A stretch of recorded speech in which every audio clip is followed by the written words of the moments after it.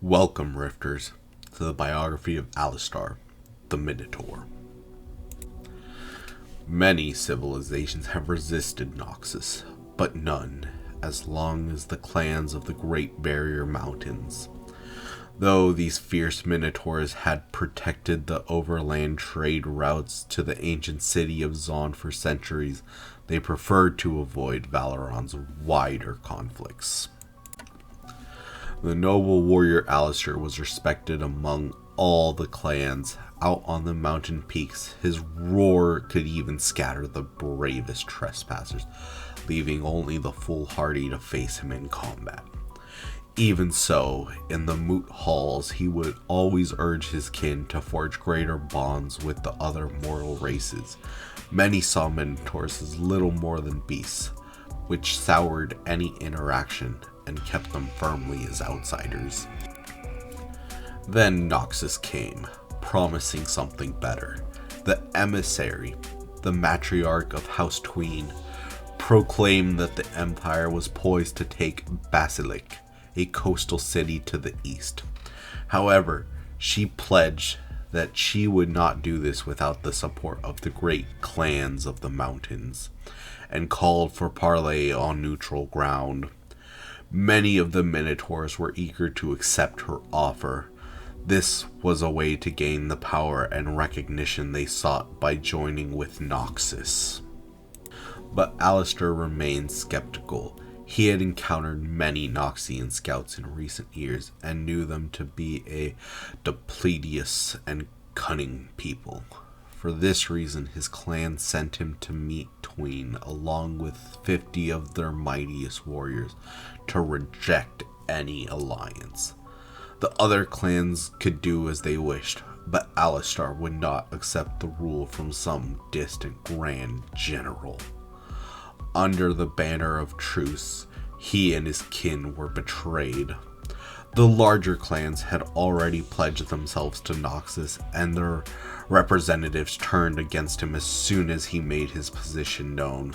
The battle was swift and bloody, and Alistar himself crushed Lady Tween's skull with his bare hands. But soon enough, he and his surviving warriors found themselves bound in chains, headed to the distant Noxian capital, accused of inciting rebellion.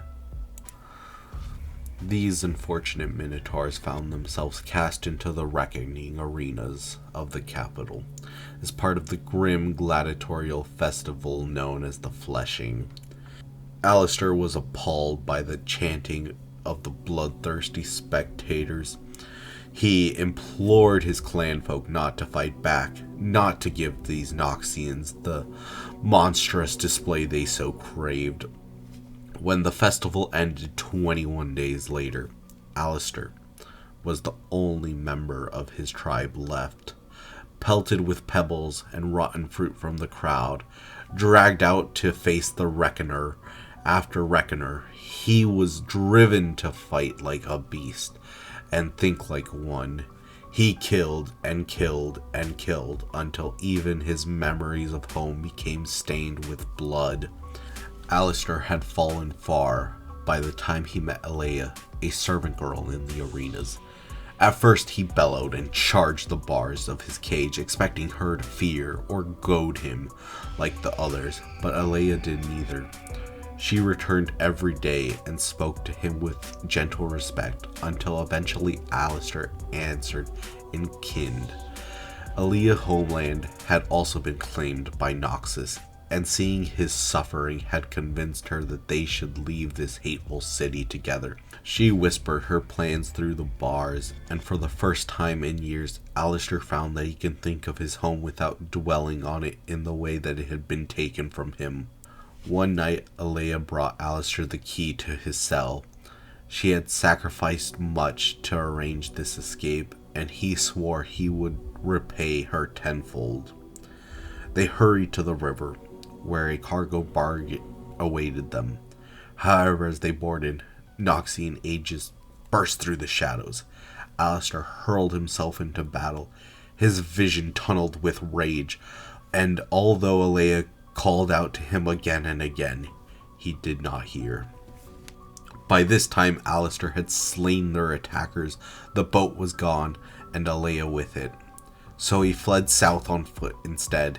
He searched everywhere for the servant girl, but found nothing. Had she been captured?